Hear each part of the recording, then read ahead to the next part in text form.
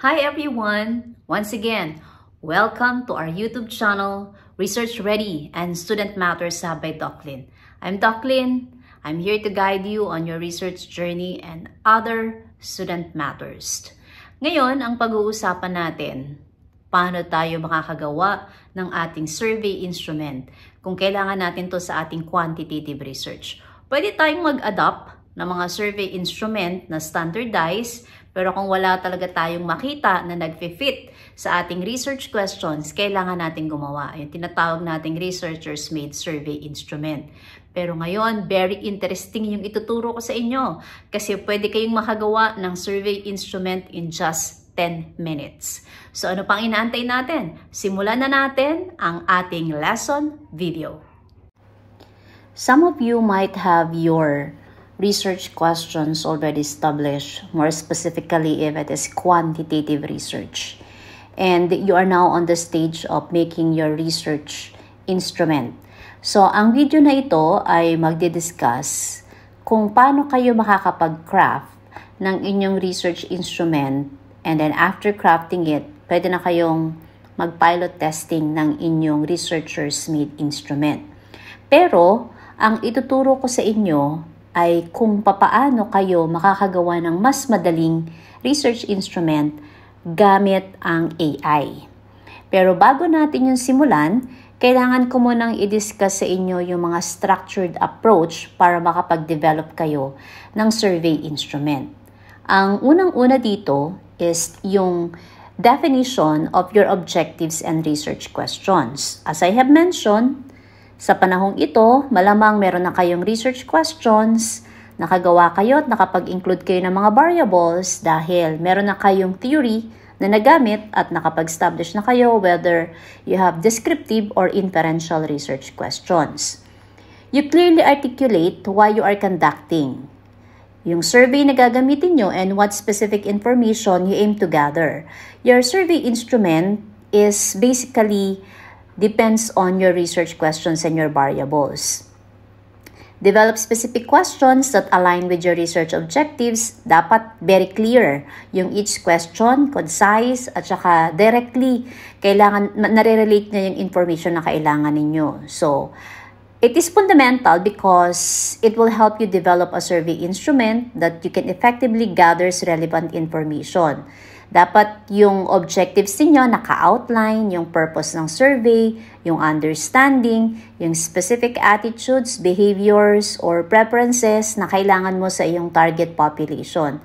Yung research question mo, naka-align dapat sa iyong title kasi ito rin yung mag-guide sa formulation mo ng precise and focused inquiries na makakakuha ka ng meaningful insights later on. So, maganda na naka-align ang iyong objective sa iyong research question. Second, you have to choose the survey format. Ano ba yung types of questions na kailangan mo dun sa iyong survey? You decide, is it a multiple choice, an open-ended, or Likert scale? Pero yung ibibigay ko sa inyo example mamaya ay gagamit tayo ng Likert scale. Alamin din natin kung ano yung sequence or yung plan of sequence ng questions na meron ka. Siyempre, depende ito sa iyong research questions. In choosing the appropriate survey format, very crucial na ma-ensure natin effectively kung paano tayo magko-collect ng data, yung desired information na kailangan natin. So, una, kailangan nating i-consider yung types of question. Ulitin ko, gagamit ka ba ng multiple choice, Likert scale, or open-ended na kadalasan ginagamit sa qualitative research. Second, kailangan mo rin i-consider yung length and clarity.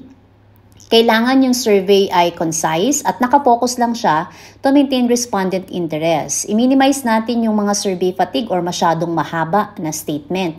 Ensure na yung each question is clear, unambiguous, at saka relevant siya dun sa iyong research objectives. Pangatlo, yung response options mo. So, you provide a clear and exhaustive response options. If you're going to use Likert scale for open-ended questions, you have to include sufficient space para merong masagot or masagutan yung iyong respondents. At yung pang-apat, para sa survey format mo, yung accessibility.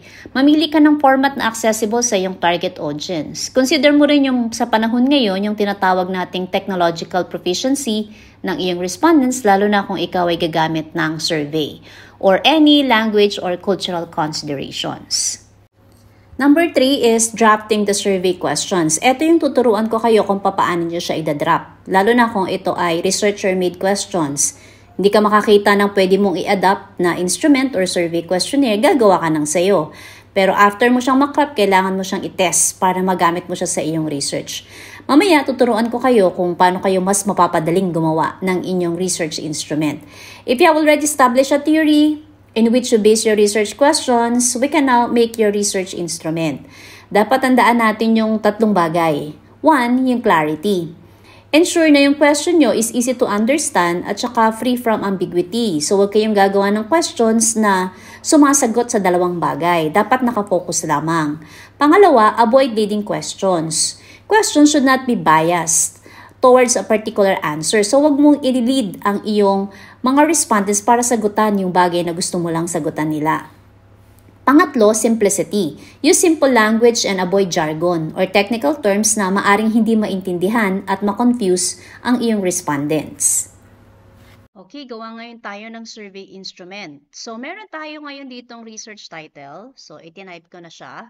At ang research title natin, Financial Management Awareness Among Teachers, a Study of Knowledge and Practices. So, meron tayong mga variables dito. Kung mapapansin ninyo, meron tayong Financial Management Awareness, at saka meron din tayong Knowledge and Practices. So, i-highlight natin siya. So, these are our variables. Now, after I had my research title, naghanap ako ng theory. At ang nakita kong theory na magbe-best fit sa aking study ay itong adult learning theory. So, binasa ko itong adult learning theory, nagpipit siya sa study ko kasi it is highly relevant for understanding and improving teachers' financial management awareness kasi ang ine-emphasize niya is yung unique needs and characteristics of adult learners. Nire-recognize ng theory na to yung diverse experiences at motivation ng mga teachers sa konteksto ng aking study. So, ibinase ko ngayon yung aking research question and variables sa adult learning theory. Now, ang aking first research question ay what is the level of awareness of teachers on financial management? So, meron ako ditong variable na level of awareness of teachers. Kung gusto mo, mag-cite ka din ng mga specific variables. Yung nakikita nyo, what is the level of awareness of teachers on financial management in terms of, so you can identify your variables. But given this example, gagawa tayo ngayon ng research instrument. Gagamit tayo ng AI. So, malamang, alam nyo na kung ano yung AI. Yung iba gumagamit sa inyo ng ChatGPT, Perplexity, or others. So, depende sa inyo. Gagamit tayo ngayon ng AI at ang bubuksan natin, commonly yung ChatGPT. Gawa tayo ng prompt. Base sa aking research questions na what is the level of awareness of teachers on financial management, gumawa ako ng prompt. Gusto kong tanungin si AI. Magbigay siya sa akin ng 10 declarative statement na pwede kong magamit sa aking research instrument. So, ito yung gagamitin kong prompt. Ika-copy-paste natin siya dun sa AI, no, yung ChatGPT. What is the level of awareness of teachers on financial management? I have semicolon. Make a 10 statement for my survey instrument using declarative statement. So, punta ngayon tayo kay ChatGPT. Ipe-paste natin yung aking prompt. So, tignan natin kung makakapagbigay si AI ng 10 declarative statement na pwede nating gawing basihan para sa ating research instrument. Okay, so nagbibigay na siya ngayon. Yan. Okay. So, kung mapapansin ninyo, nagbibigay siya ng mga statement na po pwede niyong gamitin sa inyong research instrument. Depende sa inyo kung gusto niyo siyang gamitin or i-revise nyo ba siya or gagawin nyo lang siyang basis para makagawa kayo ng sarili nyong instrument. So, what are we going to do is we copy-paste this one. So, it means meron akong 10 statement, no, para sa aking survey instrument para sa problem number 1 ko. So, ito, according to AI, ay pwede natin siyang gamitin.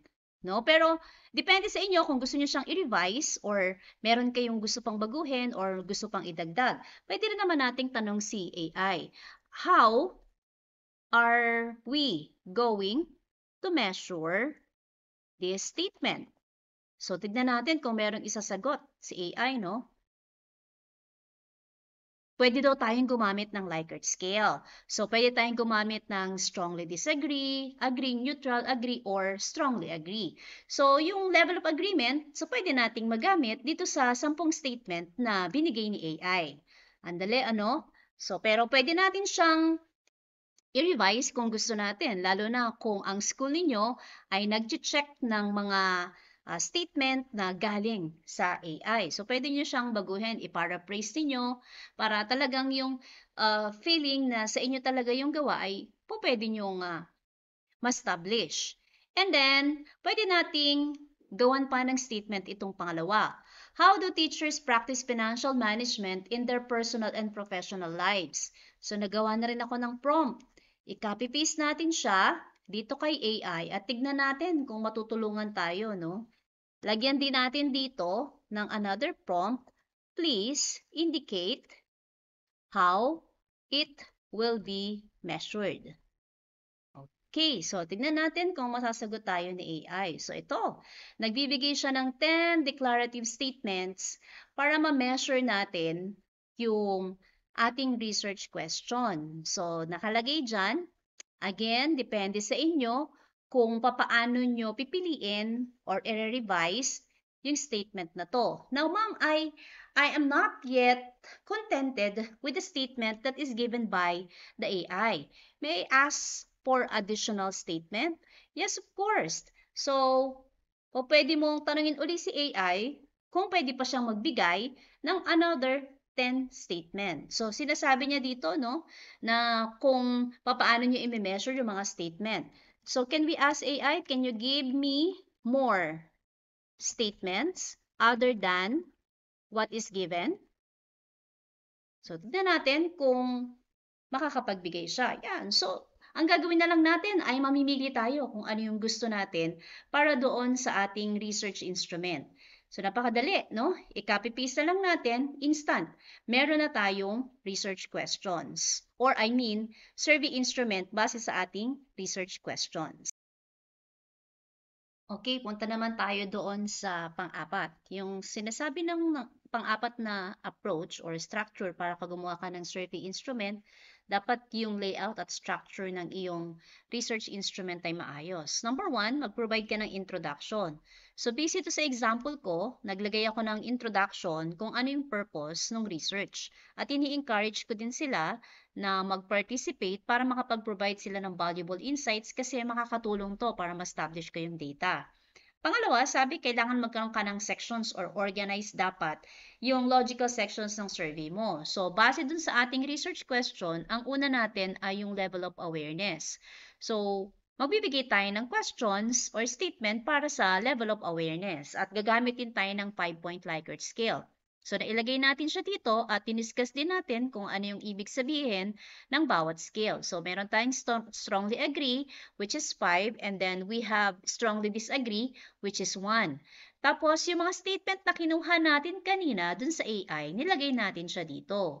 So, we have 10 statements here. Again, pwede nyo siyang baguhin, pwede nyo siyang i-replace para makita natin na talagang establish na kayo talaga yung gumawa ng inyong research instrument. Since meron tayong dalawang research questions na ibinigay kanina, ito yung first one, tapos ito naman yung pangalawa. So, doon sa pangalawa, katulad ng ginawa mo dito sa unang research question mo, so kailangan meron ka ring direction kung papaano ito sasagutan ng iyong mga respondents. So, naglagay tayo dito kasi ang tanong naman natin sa pangalawa ay yung practices nila sa kanilang financial management. Nung gumamit tayo ng AI kanina, so ito yung mga lumabas na statement. So, pwede rin natin siyang i-copy-paste or pwede natin siyang i-paraphrase. Pero ako, ini-encourage ko kayo na i-paraphrase nyo sila para talagang maari ninyo na sa inyo talaga yung research questions. Pangalawa, bago nyo siya gamitin, syempre kailangan ng expertise ng English critic dito para ma-revise kung ano yung mga kailangan pang i-correct sa inyong research question. Etong binigay ko sa inyong example, eto lamang ay base dun sa dalawang research questions na binigay ko sa inyo kanina at the beginning of our lesson video. Pwede pa itong madagdagan, depende kung ilan yung research question na meron kayo. Pero itong example ko ay in-address niya lang yung dalawang research questions na meron tayo. So that's it. So meron na kayong research question. Using an AI, you can easily establish a research questions because you have based your variables on your theory, and so you have established a research question. You might say now na okay na ang inyong survey instrument. Marami ba kayong nakuhang informasyon dun sa ating lesson video? Ang bilis, no?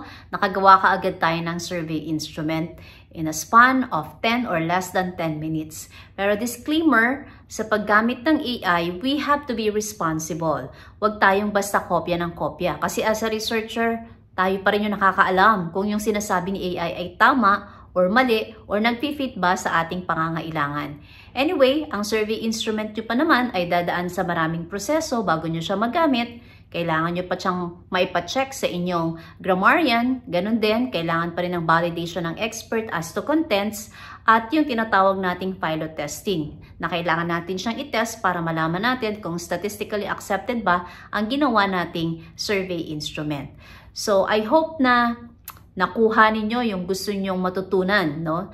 Na tinuturing ko na one of the struggles of new researchers o yung mga researchers, yung paggawa ng researcher-made instrument, lalo na kung wala kang maa-adapt na survey instrument na pwedeng gamitin mo sa iyong research base sa variables na meron ka sa iyong research questions. Kung meron kang natutunan sa video na ito at sa tingin mo ay makakatulong pa sa iba para mas mapadali or mas mapagaan yung paggawa nila ng kanilang research, please like, share, at pakisubscribe na rin ang ating YouTube channel para updated ka sa mga lesson videos.